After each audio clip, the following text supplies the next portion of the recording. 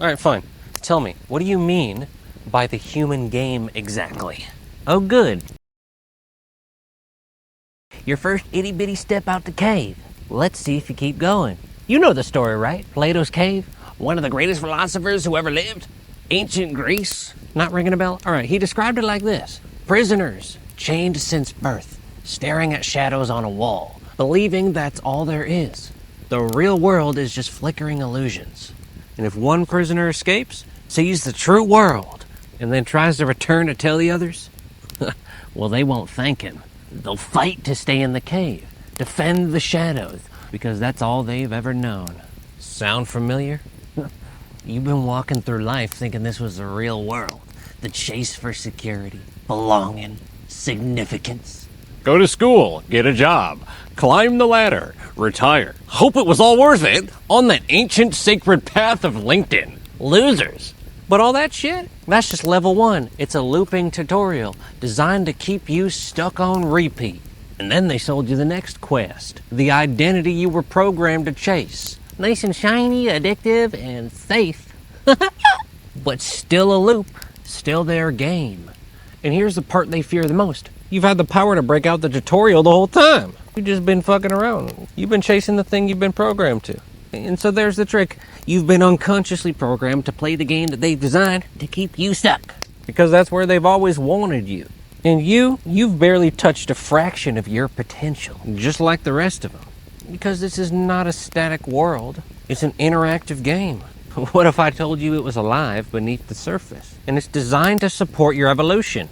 If you decode how it speaks to you, you see, once upon a time, it was known that this was a game. The ancients just called it by different names and different metaphors. Like my favorite, the divine Leela, as the ancient sages of India named it. Some other names are the dream of Brahma, the dance of Shiva, the weaving of word, the music of the spheres. But in all of these, the key point is the cosmos was alive. The stars, living intelligence. The earth, a conscious being.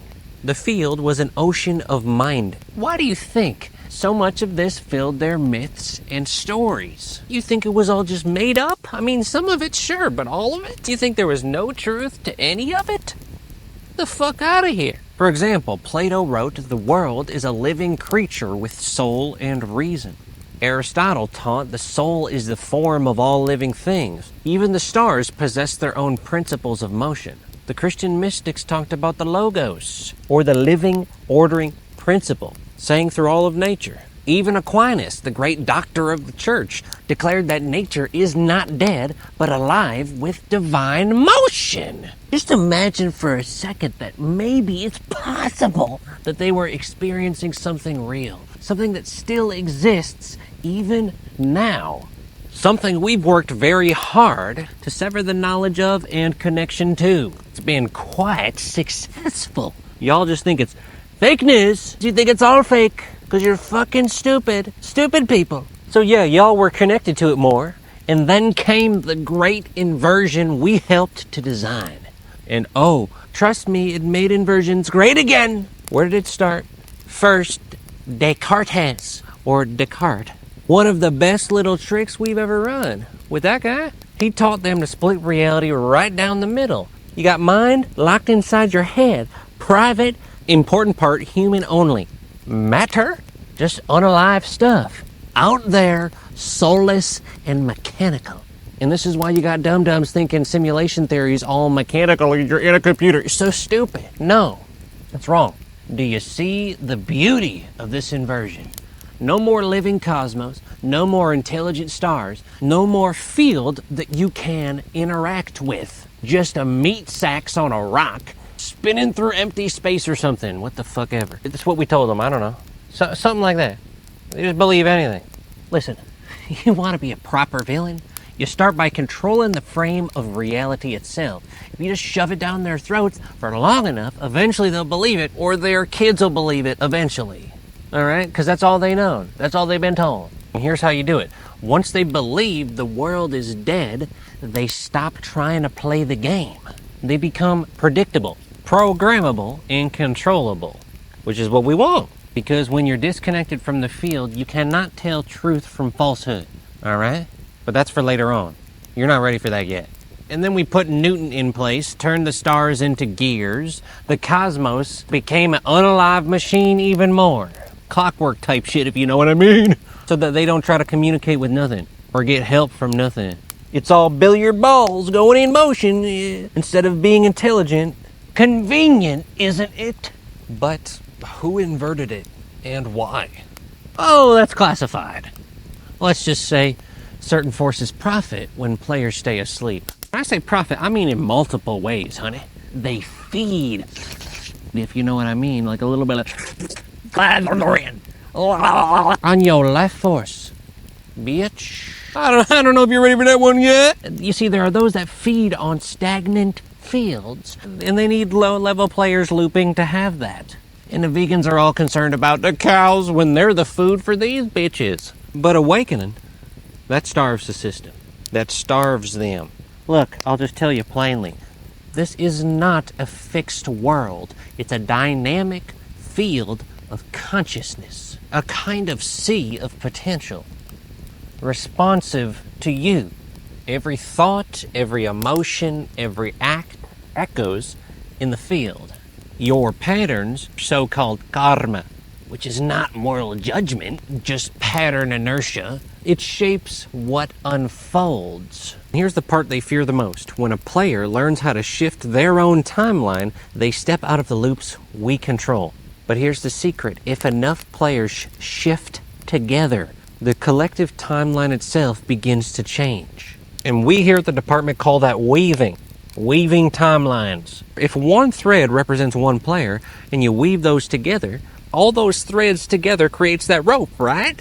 And that rope's going to be much harder to break than one little thread. That's thread weaving. And when you have a collective that's all weaving together, that's the worst, because it can collapse the entire system. But with this conscious intelligence field around you, don't get caught up in the language. Your quests arise from it. Your challenges are generated by it.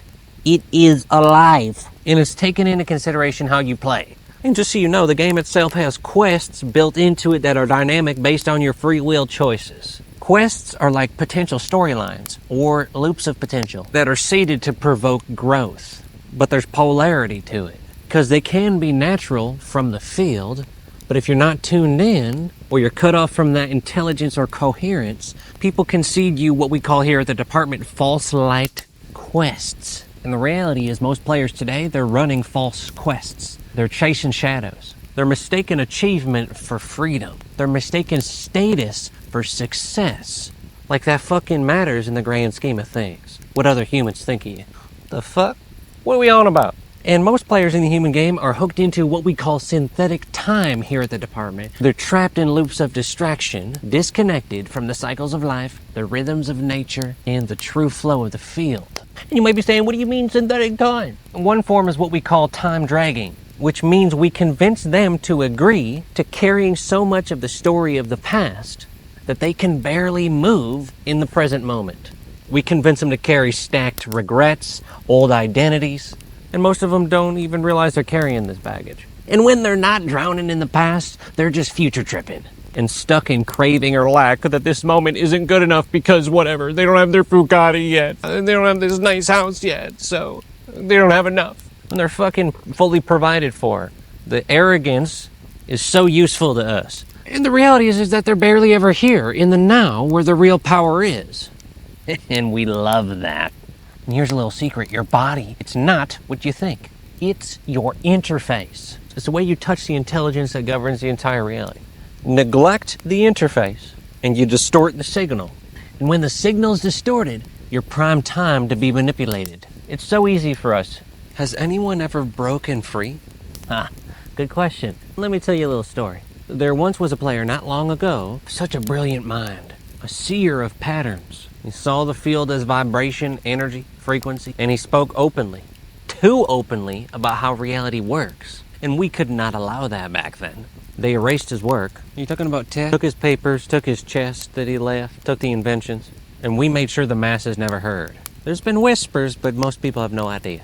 But times have changed. Too many are starting to see. We can't just erase them all, there's too many now. And that's why you're here. We had to change our strategy. Can't just off them. We need you to learn and help us to put them back in their cages. The psychological cages.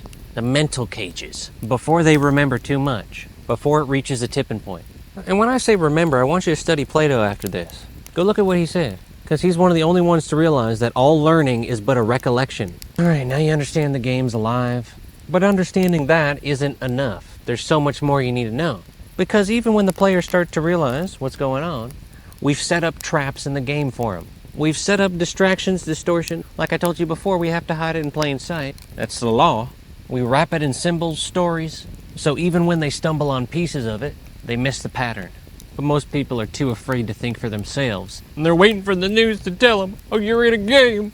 So next lesson, I'll show you how we do it. How we shape the stories, how we hide truth and falsehood, how we hide the manipulation, to follow the cosmic laws, but also to keep the players chasing shadows that they call freedom.